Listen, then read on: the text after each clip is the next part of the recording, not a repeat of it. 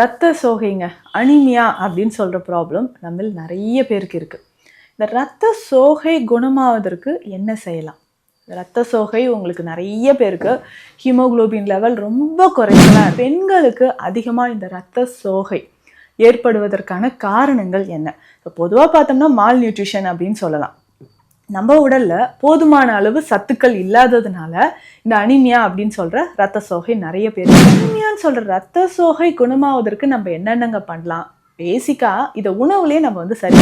இதை தாண்டி வேற ஏதாவது உங்களுக்கு டிசீஸ் கண்டிஷன் இருக்கு அப்படின்னு சொல்லும்போது தீவிரமான இந்த அனிமியா கண்டிஷன் வர ஆரம்பிக்கும். ஸோ இன்னைக்கு நிறைய பேருக்கு போன் மேரோவில் நிறைய ப்ராப்ளம் ஏற்படுது. ஸோ குழந்தை பருவத்துல இருந்தே நிறைய பேருக்கு இந்த பிரச்சனை இருக்குங்க. அப்போ இதை எப்படிங்க சரி செய்யலாம்?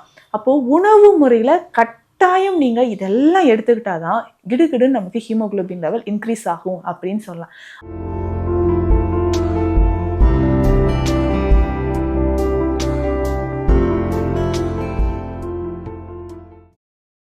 வரம் நேயர்களுக்கு வணக்கம். நான் டாக்டர் நித்யா, சித்தா ஃபிசிஷியன்.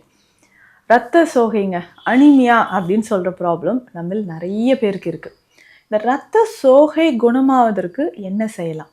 ரத்த சோகை உங்களுக்கு நிறைய பேருக்கு ஹீமோகுளோபின் லெவல் ரொம்ப குறைச்சலாக இருக்குது. 6 கிராம்ஸ் தாங்க இருக்குது, 5 கிராம்ஸ் தாங்க இருக்குது அப்படின்னு சொல்கிறீங்க. அதுவும் பெண்களுக்கு அதிகமாக இந்த ரத்த சோகை ஏற்படுவதற்கான காரணங்கள் என்ன? இப்போ பொதுவாக பார்த்தோம்னா மால் நியூட்ரிஷன் அப்படின்னு சொல்லலாம். நம்ம உடலில் போதுமான அளவு சத்துக்கள் இல்லாததுனால இந்த அனிமியா அப்படின்னு சொல்கிற ரத்த சோகை நிறைய பேருக்கு ஏற்படுது. இந்த அனிமியான்னு சொல்கிற ரத்த சோகை குணமாவதற்கு நம்ம என்னென்னங்க பண்ணலாம்? பேசிக்காக இதை உணவுலேயே நம்ம சரி பண்ணிக்கலாங்க. இந்த பெண்களுக்கு பொறுத்த வரைக்கும் சரியான அளவுக்கு நியூட்ரிஷன் உடலில் இல்லாதனாலையும் ஹார்மோன் இம்பேலன்ஸ் நிறைய பேருக்கு இருக்குது. அதை தாண்டி பார்த்தோம்னா இர்ரெகுலர் பீரியட்ஸ், அதாவது இர்ரெகுலர் பீரியட்ஸ்ன்னு சொல்லும்போது உங்களுக்கு பீரியட்ஸ் சைக்கிள் நார்மலாக இல்லாமல் திடீர்னு எனக்கு எக்ஸஸ் ஃப்ளோ அதிகமாக இருக்குங்க. ஸோ பீரியட்ஸ் 10 நாள் 15 நாட்களுக்கு ப்ளீடிங் இருந்துக்கிட்டே இருக்குது அப்படின்னு ஒரு சிலர் சொல்வீங்க. அதுக்கப்புறம் 60 நாள் ஆச்சு, 70 நாள் ஆச்சு, பீரியட்ஸ் வரலைங்க.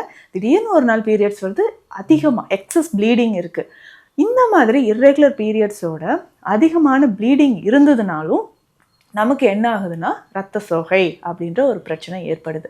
ஸோ இந்த ரத்த சோகை இருக்கும்பொழுது நிறைய பேருக்கு இந்த இர்ரெகுலர் பீரியட்ஸ்னாலையும் நிறைய பேருக்கு இந்த அல்சர் பிரச்சனை இருக்கும் உங்களில். ஸோ அல்சர், வயிறு எரிச்சல் இருந்துக்கிட்டே இருக்குங்க அப்படின்னு சொன்னீங்கனாலும் உங்களுக்கு தெரியாமல் இன்டர்னலாக ஒரு ப்ளீடிங் இருந்துக்கிட்டே இருக்கும் வயிறு பகுதியில். அப்போ மோஷனில் பார்த்தீங்கன்னா உங்களுக்கு தெரியுங்க, நீங்கள் வெளியேற்றக்கூடிய மலம் கொஞ்சம் கருமை நிறத்தில் போகிற மாதிரி இருக்கா அப்படின்னு பார்க்கணும். ஸோ கருமை நிறத்தில் போகிற மாதிரி இருந்ததுன்னா உங்களுக்கு என்ன ஆகுதுன்னா வயிற்றுக்குள்ளேயே நமக்கு ப்ளீடிங் ஆக ஆரம்பிச்சிடுச்சு அப்படின்னு நமக்கு தெரிஞ்சுக்கலாம். ஏன்னா அந்த ப்ளீடிங் என்ன ஆகும்னா உணவோடு சேர்ந்து உங்களுக்கு அதுவுமே செரிக்கப்பட்டு நமக்கு மோஷனில் வெளில வரும். அப்போ அந்த மாதிரி இருக்கும்போது ஹீமோகுளோபின் லெவல் நமக்கு குறைய ஆரம்பிச்சிடும். இல்லை கல்லீரல், மண்ணீரல், போன் மேரோ டிஃபிஷியன்சி. ஸோ நமக்கு லிவர்லேயோ இல்லை போன் மேரோலையோ ஏதாவது ப்ராப்ளம் இருக்குது, ஸ்ப்ளீனில் ஏதாவது ப்ராப்ளம் இருக்குது. ஒரு சிலருக்கு நீங்கள் ஸ்கேனில் பார்த்துருப்பீங்க ஸ்ப்ளீனோமெகாலியா அப்படின்ற கண்டிஷன், ஹெப்படோமெகாலியா அப்படின்ற கண்டிஷன், அதாவது கல்லீரல், மண்ணீரல் வீக்கம். ஸோ இந்த மாதிரி எந்தெந்த கண்டிஷன்லங்க இந்த கல்லீரல் வீக்கம், மண்ணீரல் வீக்கம் ஏற்படலாம் அப்படின்னு கேட்டிங்கன்னா ஜாயிண்டிஸ் இருக்கிறவங்களுக்கு, காமாலை இருக்கிறவங்களுக்கு, ஆல்கஹால் கன்சியூம் பண்ணுற நிறைய நபர்களுக்கு, ஸோ தொடர்ந்து ஆல்கஹால் நீங்கள் எடுத்துக்கிட்டே இருக்கிறீங்க, இல்லை ஸ்மோக்கிங் ஹேபிட் நிறைய இருக்குது, சரியாக உணவு சாப்பிட்றது கிடையாது, அடிக்கடி பட்னி இருக்கிறது, காலை உணவு சாப்பிடாமல் இருக்கிறது, ஒரு நாளைக்கு ஒரு வேளை சாப்பிட்றது, வேலையே அதிகமாக ஒர்க் நீங்கள் அதிகமாக பண்ணிகிட்டு இருக்கீங்க, இந்த மாதிரி காரணங்களால் உங்களுக்கு கல்லீரல், மண்ணீரல் வீக்கம் வரலாம். ஸோ அந்த கண்டிஷன்லையும் நம்ம உடலில் ஆர்பிசி செல்ஸ் குறைஞ்சிக்கிட்டே வரும். அப்போது ஆட்டோமேட்டிக்காக ஹீமோகுளோபின் லெவலும் குறைய ஆரம்பிச்சிடும். இதை தாண்டி வேறு ஏதாவது உங்களுக்கு டிசீஸ் கண்டிஷன் இருக்குது அப்படின்னு சொல்லும்போது தீவிரமான இந்த அனிமியா கண்டிஷன் வர ஆரம்பிக்கும். ஸோ இன்றைக்கி நிறைய பேருக்கு போன் மேரோவில் நிறைய ப்ராப்ளம் ஏற்படுது. ஸோ குழந்தை பருவத்திலேருந்தே நிறைய பேருக்கு இந்த பிரச்சனை இருக்குங்க. அப்போது இதை எப்படிங்க சரி செய்யலாம்? அப்போது உணவு முறையில் கட்டாயம் நீங்கள் இதெல்லாம் எடுத்துக்கிட்டாதான் கிடுகிடுன்னு நமக்கு ஹீமோகுளோபின் லெவல் இன்க்ரீஸ் ஆகும் அப்படின்னு சொல்லலாம். அந்த மாதிரியான உணவு முறைகள் என்ன? கட்டாயம் தினந்தோறும் இதெல்லாமே நம்ம சாப்பிட்டோம்னா ஹீமோகுளோபின் லெவல் இன்க்ரீஸ் ஆகும் அப்படின்னு சொன்னால் என்னென்ன எடுத்துக்கலாம் அப்படின்னா முதல்ல கீரை வகைகளை நான் சொல்கிறேன், நீங்கள் நோட் பண்ணி வச்சுக்கோங்க. டெய்லி இந்த கீரை வகைகள் சாப்பிட முடியல அப்படின்னு சொன்னீங்கன்னா அதற்கு என்ன வழிமுறைன்றதும் நான் சொல்கிறேன். முதல்ல முருங்கைக்கீரைங்க. முருங்கைக்கீரையை தினம்தோறும் நீங்கள் ஒரு கைப்பிடி அளவாவது சாப்பிடணும். முருங்கைக்கீரை எனக்கு கிடைக்கலன்னா முருங்கைக்கீரையோட பவுடராக இப்போ நமக்கு கிடைக்குது. ஸோ முருங்கைக்கீரை பொடியை நம்ம என்ன செய்யலாம் அப்படின்னா தேனில் கலந்து ஒரு 1/2 டீஸ்பூன் அளவு எடுத்து காலை இரவு தேனில் கலந்து நீங்கள் எடுத்துக்கணும். ஸோ ஃபஸ்ட்டு இந்த டயட்லாம் நம்ம ஸ்டார்ட் பண்ணுறதுக்கு முன்னாடி உங்களுடைய ஹீமோகுளோபின் லெவல் எவ்வளோ இருக்குன்னு நோட் பண்ணி வச்சுக்கோங்க.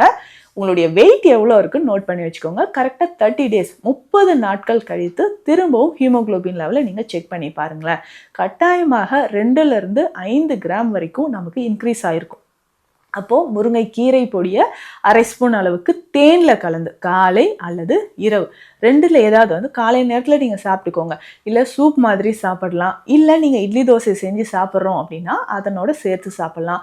அடுத்ததாக நீங்கள் சாப்பிடக்கூடிய முக்கியமான ஒரு விஷயம் சிறுதானிய வகைகளில் கேழ்வரகுங்க. இந்த கேழ்வரகு பொடியோட அதே இந்த முருங்கைக்கீரை பொடியும் சேர்த்து களி மாதிரியோ இல்லை சின்ன சின்ன உருண்டைகளாக வேக வைத்தும் நம்ம சாப்பிட்டுக்கலாம். இந்த உப்பு உருண்டைன்னு சொல்லுவாங்க இல்லையா, ஒரு ஸ்நாக்ஸ் செய்வோம் இல்லைங்களா, அதே மாதிரி நல்ல பூண்டு சின்ன வெங்காயம் இதெல்லாமே சேர்த்து உருண்டைகளாக நம்ம பயன்படுத்தலாம். ஸோ உருண்டைகளாக நம்ம பயன்படுத்தும் பொழுதும் உடலில் இருக்கக்கூடிய ஹீமோகுளோபின் லெவல் நமக்கு இன்க்ரீஸ் ஆக ஆரம்பிக்குது. அப்போ ரெகுலராக இதை இன்க்ரீஸ் பண்ணும்பொழுது நம்ம உடலில் நடக்கக்கூடிய மாற்றங்கள் ஹீமோகுளோபின் லெவல் உங்களுக்கு இன்க்ரீஸ் ஆக ஆரம்பிச்சிடும். அதற்கு அடுத்ததாக மாதுளை, நாட்டு மாதுளையாக நீங்கள் எடுத்துக்கோங்க. ஸோ மாதுளை ரொம்ப சிறந்தது. நம்ம ஹீமோகுளோபின் லெவல் இன்க்ரீஸ் ஆகணும்னா டெய்லி ஒரு மாதுளை எடுத்துக்கோங்க, ரொம்ப ரொம்ப சிறந்ததாக இருக்கும். அடுத்ததாக பப்பாளிங்க, தவறாமல் பப்பாளி சாப்பிட்டுக்கலாம். ஸோ இந்த பப்பாளி நம்ம எப்படி எடுத்துக்கலாம், இது ரொம்ப ஹீட் ஆகுமே அப்படின்னு நீங்கள் யோசிச்சிங்கன்னா அதற்கான மாற்று மருந்தும் இருக்குது. அந்த அளவுக்கு ஹீட் ஆகாதுங்க. ஏன்னா நீங்கள் ஏசியில் இருக்கிறீங்க, சரியாக தண்ணி குடிக்காமல் இருக்கிறது, ஜங்க் ஃபுட்ஸ் ஃபாஸ்ட் ஃபுட் நல்ல ஸ்பைசி ஐட்டம்ஸ் ப்ரிசர்வேட்டிவ்ஸ் இருக்கிற ஐட்டம்ஸ்லாம் சாப்பிட்றத விடவும் பப்பாளி சாப்பிட்றது ஒன்றும் நமக்கு ஹீட் ஆகாது. ஸோ அந்த பப்பாளி வந்து தினம்தோறும் ஒரு நல்ல நீளமாக இருக்கக்கூடிய ஒரு 2 பீசஸ் வந்து கண்டிப்பாக நீங்கள் சாப்பிட்டுக்கணும். அடுத்ததாக கொய்யா, நாட்டு கொய்யாவாக இருந்தால் ரொம்ப சிறந்தது. இதுலேயும் விட்டமின் சி அதிகமாக இருக்குது, அயன் வந்து இதில் அதிகமாக இருக்குது. ஸோ இந்த ஃப்ரூட்ஸில் வந்து டெய்லி ஏதாவது ஒன்றாவது நீங்கள் சாப்பிட்டுக்கலாம். ஒரு நாள் மாதுளை, நெக்ஸ்ட் டே வந்து நம்ம பப்பாளி, அடுத்தது நல்லா கொய்யாப்பழம். ஸோ இந்த மாதிரி ஃப்ரூட்ஸ் நம்ம சாப்பிடும்போது மலச்சிக்கல் இல்லாமல் இருக்குங்க. ஒரு சிலருக்கு மலச்சிக்கல்னால பைல்ஸ் பிரச்சனை இருக்கும். ஸோ பைல்ஸ்னாலையும் ப்ளீடிங் பைல்ஸ் இருக்கும் இல்லைங்களா, ரத்த மூலம் அப்படின்னு சித்த மருத்துவத்தில் சொல்லுவோம். இந்த ரத்த மூலம் இருக்கிறவங்களுக்கும் நம்ம என்ன பண்ணலான்னா, ஸோ ரெகுலராக இந்த மாதிரி ஃப்ரூட்ஸ் சாப்பிடும்பொழுது உங்களுக்கு அந்த ரத்த மூலம் அப்படின்ற பிரச்சனை குறைய ஆரம்பிக்கிறோம். அதுக்கப்புறம் ரெகுலராக வேறு என்னென்ன சாப்பிட்டுட்டு வரலாம் அப்படின்னு கேட்டிங்கன்னா, ஸோ காய்கறி வகைகள் டெய்லி நம்ம வந்து நல்ல வெஜிடபிள்ஸ் வந்து சேர்த்து வைத்து சாப்பிட்றது முக்கியமானது. சுண்டைக்காய் மறந்துடாதீங்க. சுண்டைக்காயில் நம்ம அந்த காய் வகைகளை நீங்கள் கட் பண்ணும்போதே ஒரு சிலர் வந்து கலர் சேஞ்ச் ஆகும். ஸோ கத்திரிக்காயாக இருக்கட்டும், சுண்டைக்காய், இது எல்லாமே கலர் சேஞ்ச் ஆகும்போது அதில் அயன் கண்டென்ட் அதிகமாக இருக்குது.